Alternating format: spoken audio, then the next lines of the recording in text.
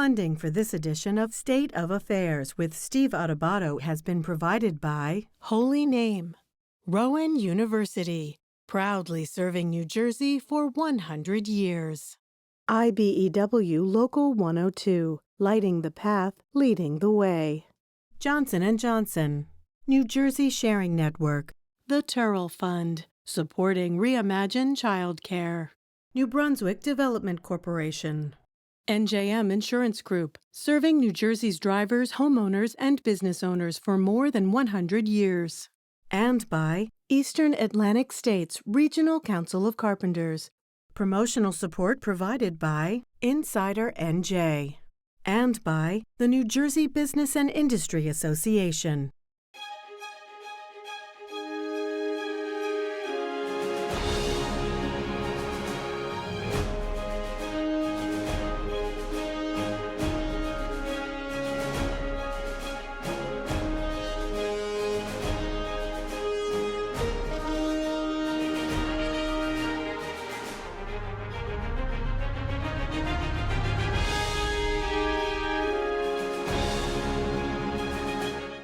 Hi, everyone. Steve Adubato, back by popular demand. You like that, Senator? Senator Tony Bucco is the Senate Republican leader. Senator, good to have you with us. It's great to be with you, Steve, always. We've had you many times talking about wind, solar energy, alternative energy sources. You've been very critical of the Murphy administration, very critical of the Board of Public Utilities. And it looks like public opinion has shifted. A recent poll put out by the folks at Monmouth, respected polling organization at Monmouth University, showed that support for wind energy, offshore wind energy, has dropped dramatically. Why do you think that is?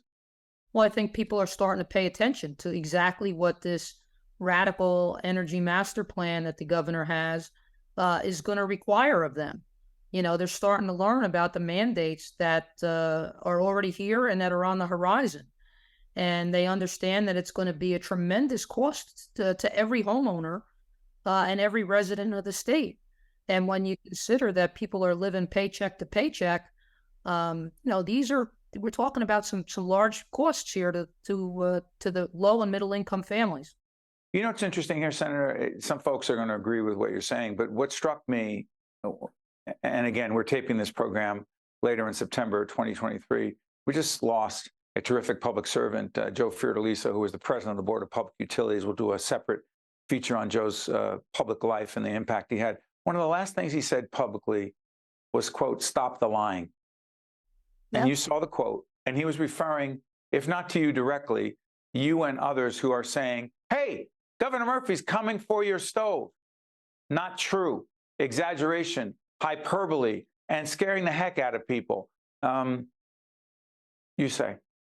Well, first, let me say, you know, Joe was a consummate public servant. I mean, he all over his touch and his reach around the state of New Jersey. So while we may have disagreed on policy, I respected him tremendously. And, you know, I will admit that as of right now, there is not a mandate for the administration to come and get your gas stove. Right. You have a choice. Right. You have a choice. But I can say this, that in order to reach their goal of 100% electrification by 2050, there is no way that it can ultimately be a choice forever. It just can't, because people will never shift from their gas appliances and their gas generators and those things. And you see the mandates now are starting to creep in, right? Now you're going to have an electric vehicle by 2035, right? That's going to be your only choice. Senator, have to? Well, you're not going to be able to purchase an electric vehicle after 2035. But you know what's tricky? That's clear. That's okay. Absolutely clear. So, and that doesn't even include having a hybrid, right? That's not included in the mix. I think what we're saying is it's too much, too fast, and we don't know what the costs are going to be. Well, then how fast, Senator? I'm sorry for interrupting, Senator. Then how fast, what pace, because climate change is real. You're not a denier. You know it's a problem. Global warming, real. We have real issues. So if what the governor and the Board of Public Utilities is proposing under their clean energy plan, and to disclose, we have a grant from the clean energy program to do public awareness around clean energy, which also means we have people on who have different points of view. That being said, well, then what pace is appropriate? Well, I think the first thing we have to do is nail down what the cost of this program is going to be to the average resident. We still don't know that, and we're still going full steam ahead. We need to know if this industry is even viable. Governor Murphy and 5 other governors in the Northeast just the other day sent a letter to Washington asking for more money. You know, that's on the heels of Worsted saying, we're going to pause this for a year because of supply chain issues and inflation. So, by the way, make it clear, Tony, Senator, that Ørsted is one of the leading corporations involved in wind energy. They're saying they're having a tough time, that the market is not what they thought it would be, that the cost is what it is. So Governor Murphy and other governors have gone to the Biden administration and say, we need federal support for this. So what's wrong with providing government subsidies to an industry to help it get off the ground if, in fact, the potential down the road is a cleaner environment? This is the problem. Somebody's got to pay for those grants. Somebody's got to pay for that money that is coming in to support these foreign corporations. And that's you and me. It's the taxpayers. That money comes from either increased electric rates or from higher taxes. So again, I get back to this issue of let's know what we're getting into before we drive full steam ahead. And the Murphy administration continues to say they ignore all of that. They continue to say they want to be the hub of this industry, of this wind industry. And I'm just concerned it doesn't become a crash zone. And that's where I'm at. I mean, there are things we could do. I'm not saying we need to stop it, but we should certainly pause it and give the legislature an opportunity to review some of these very critical issues. There's red flags all over the place that this industry is in trouble and that this is going to cost our residents, especially the low and middle income taxpayers, a lot of money. So we need to be careful on how fast we go, and we need to know how much it's going to cost. Shift gears dramatically. We have an initiative helping to educate the public around childcare. We actually are taping today. We have United States Congresswoman Mikey Sherrill talking about the federal government and federal funding of childcare initiatives around the country. And she says we're facing a childcare cliff. We're about to fall off that cliff. Translation. Well, listen, childcare. Commitment to childcare in terms of state supports. Senator Ruiz, one of your colleagues, a leader in this area. We've had her on. Check out those interviews. But from the Republican Party's perspective, where is the place for government investment, public resources going to supporting childcare centers, particularly those in the poorest areas in the state? Please, Senator. Well, look, we have to provide for childcare, and there is a spot for the state to do that. There's no question. We learned that during the COVID crisis. Parents need to be able to get out to work. They need to be able to go to work, understanding that their child is being taken care of safely and at a cost that they can afford. So there's definitely a spot for that, especially in the urban areas. And I look forward to working across the aisle with my colleagues to make sure we have a sound plan to deliver that for our residents. As always, Senator Anthony Bucco, the Senate Republican leader, we can't thank you enough. And also share with your colleagues, they should come on. We need to hear all different perspectives from the Democratic and Republican Party, particularly in the state legislature. Thank you, Senator. Thank you, Steve. It's always great to be on with you. You got to stay with us. We'll be right back. PSE&G is building the utility of the future, a future where people use less energy, and it's cleaner, safer, and delivered more reliably than ever. We are modernizing to lower emissions, support more renewables and electric vehicles, and reduce outages. And we are empowering our customers. At PSE&G, we are powering progress.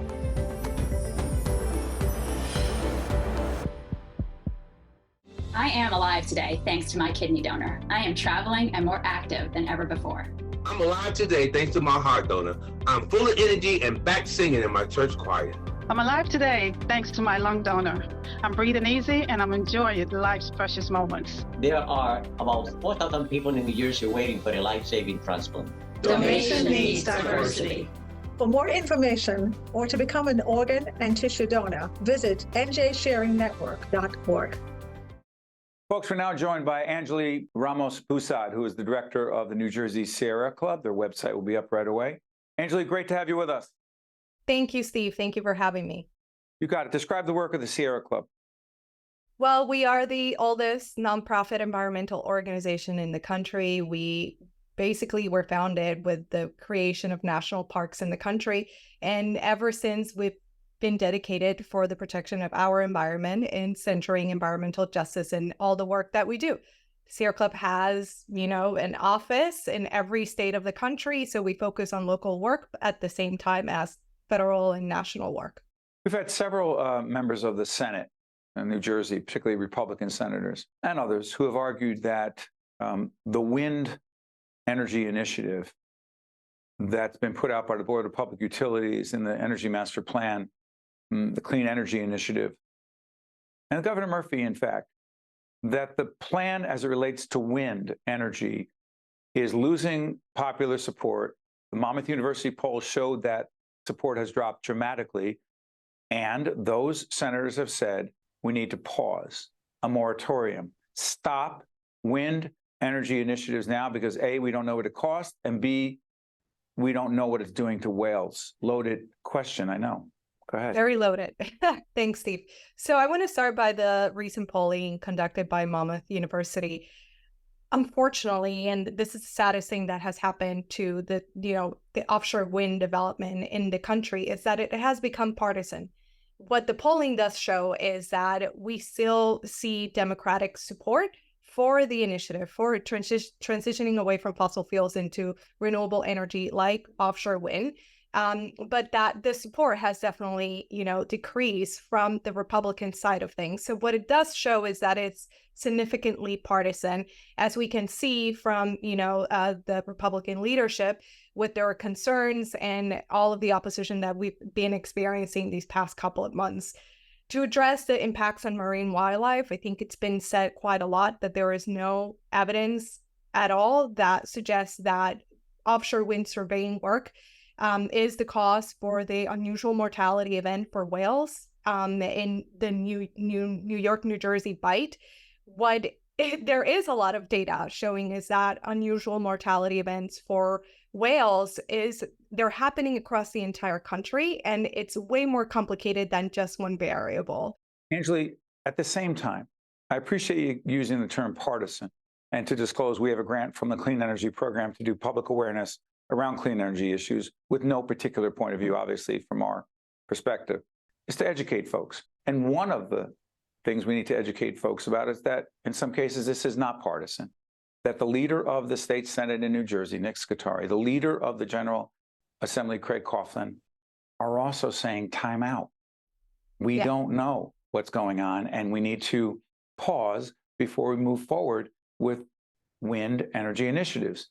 They're the two most prominent Democrats in the state. So it isn't just Republicans, respectfully, please. Yeah, no, that is a great question, Steve. So what I have to say about that is that the opposition is very public, it's very loud, and as responsible politicians and responsible elected officials, they're responding to the concerns of their constituents, and that's their public announcement that they had, I believe, like a month ago. And this is just, to ensure that everything is being done responsibly. And I believe they were specifically talking about tourism impacts.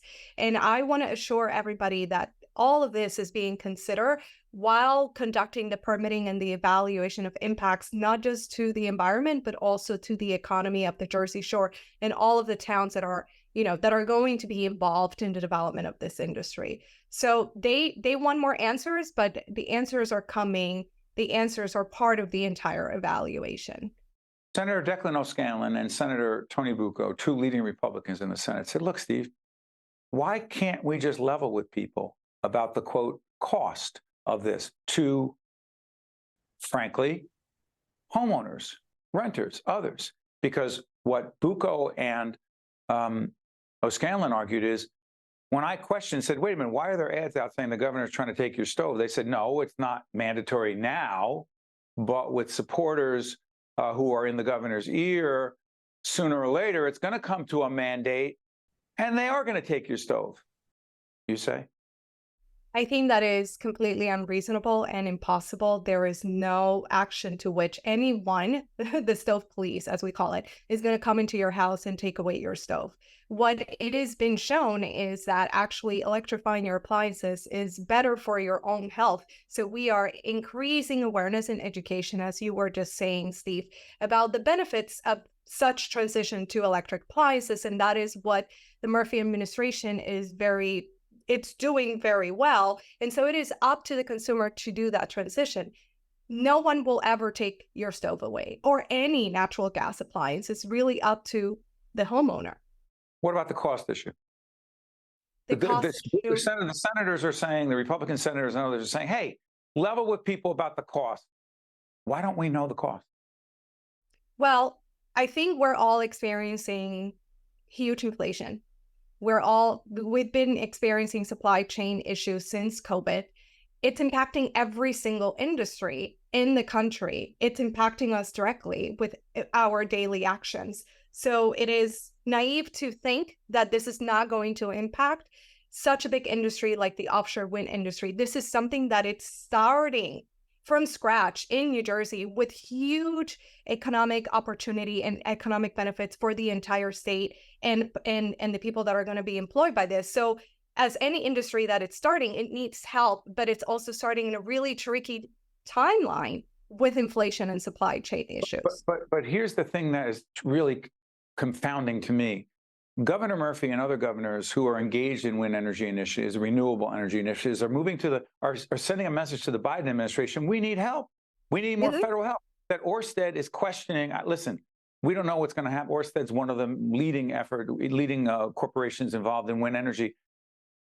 That they may not make it in this market without government support. So if the market is so strong, if the economics make sense, then why need more federal government subsidies?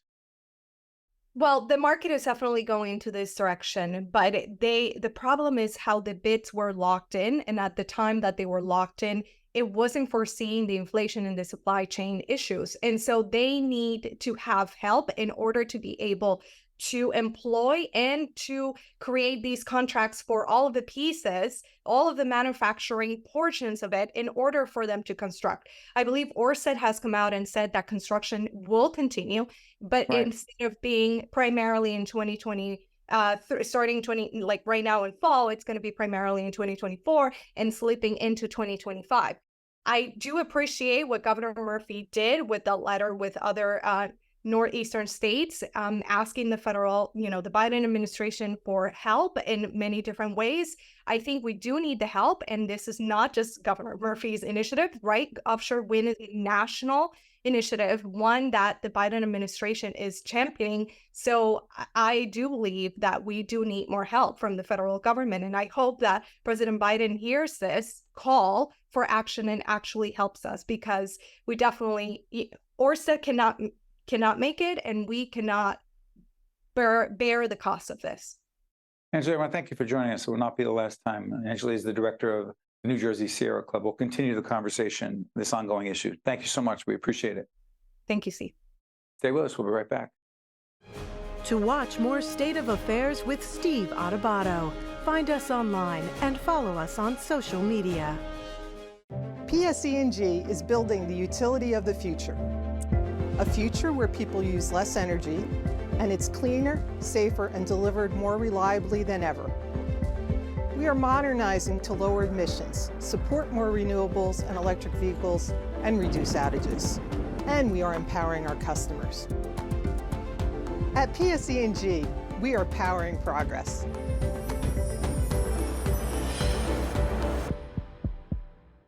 I am alive today thanks to my kidney donor. I am traveling and more active than ever before. I'm alive today thanks to my heart donor. I'm full of energy and back singing in my church choir. I'm alive today thanks to my lung donor. I'm breathing easy and I'm enjoying life's precious moments. There are about 4,000 people in New Jersey waiting for a life-saving transplant. Donation needs diversity. For more information or to become an organ and tissue donor, visit njsharingnetwork.org. He's back. State Senator Paul Sarlo, Deputy Majority Leader, Chair of the Senate Budget and Appropriations Committee. Everything you need to know about money in New Jersey, or lack thereof. Good to see you, Senator. It's great to be back with you, Steve.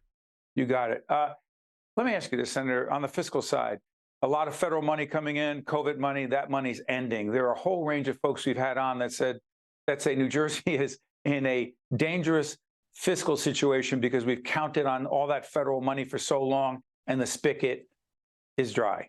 You say?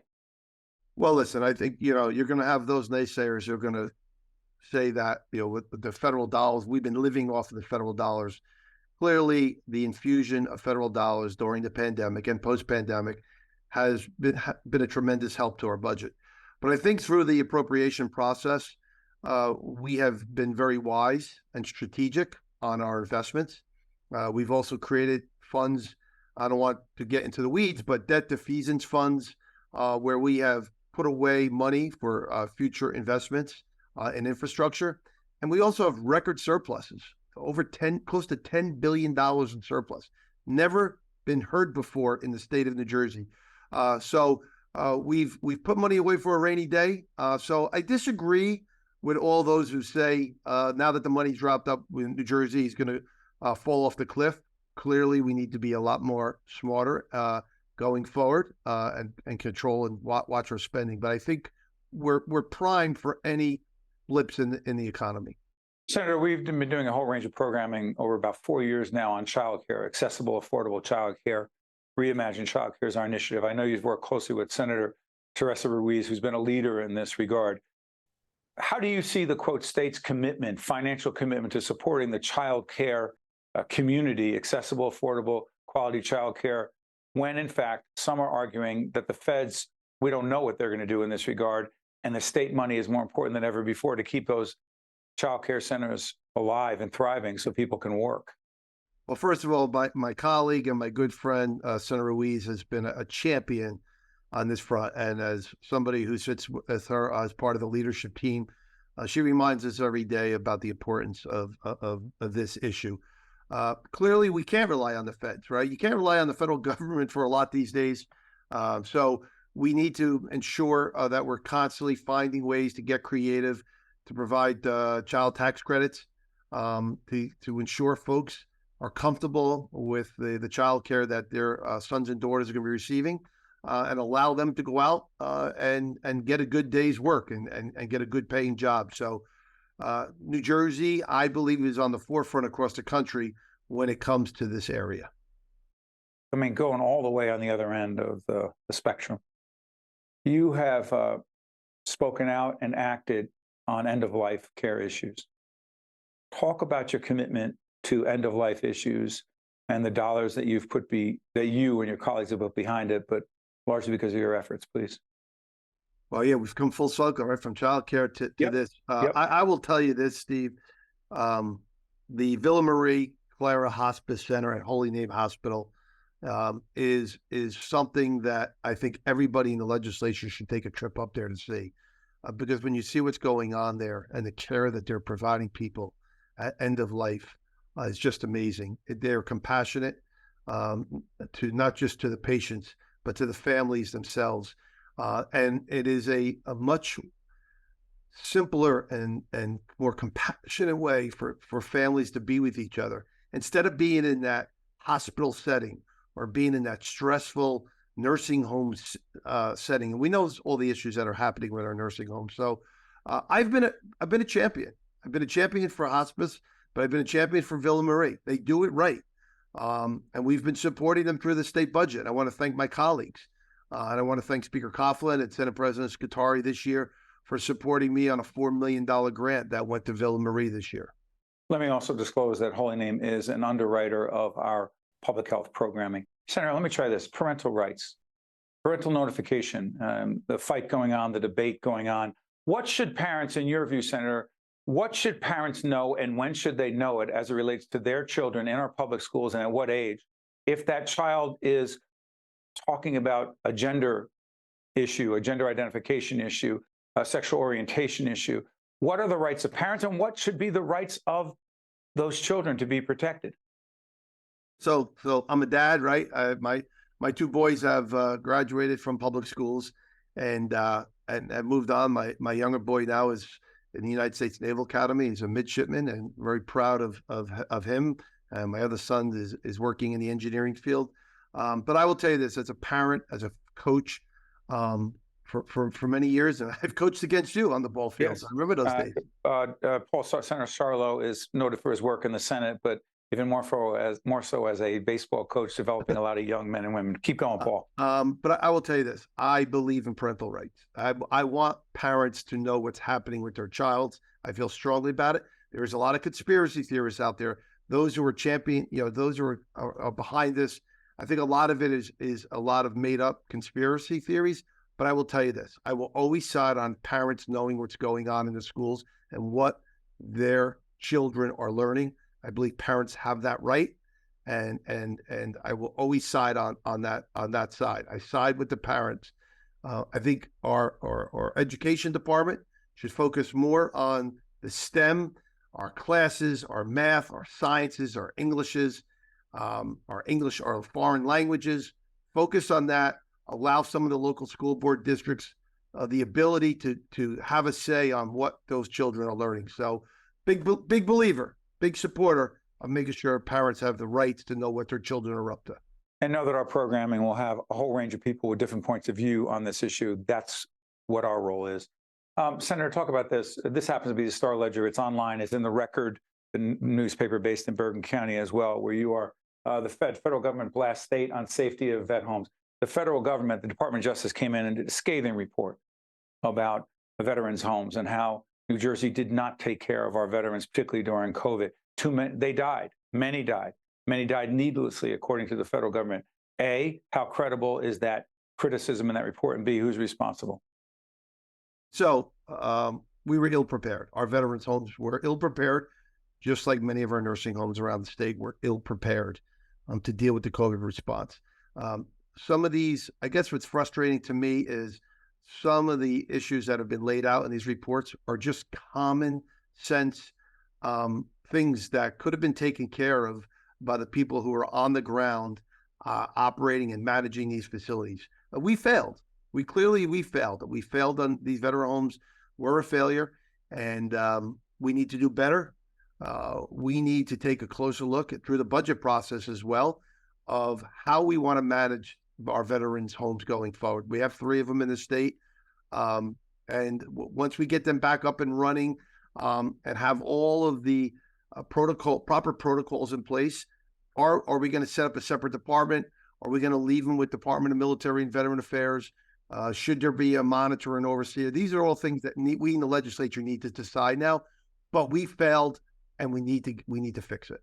And we'll continue this conversation with Senator Joe Crine, who's a leader in the Senate in this regard, and we'll be talking to him as well. Senator Paul Sarlo, Deputy Majority Leader, Chair of the Senate Budget and Appropriations Committee. Senator, thank you so much for joining us. We appreciate it. Steve, it's always great to be with you. You got it. See you next time, folks. State of Affairs with Steve Adubato is a production of the Caucus Educational Corporation. Funding has been provided by Holy Name, Rowan University, IBEW Local 102, Johnson & Johnson, New Jersey Sharing Network, the Turrell Fund, supporting Reimagine Childcare, New Brunswick Development Corporation, NJM Insurance Group, Eastern Atlantic States Regional Council of Carpenters, and by these public-spirited organizations, individuals, and associations committed to informing New Jersey citizens about the important issues facing the Garden State, and by Employers Association of New Jersey. Promotional support provided by Insider NJ, and by the New Jersey Business and Industry Association. PSE&G is building the utility of the future, a future where people use less energy, and it's cleaner, safer, and delivered more reliably than ever. We are modernizing to lower emissions, support more renewables and electric vehicles, and reduce outages. And we are empowering our customers. At PSE&G, we are powering progress.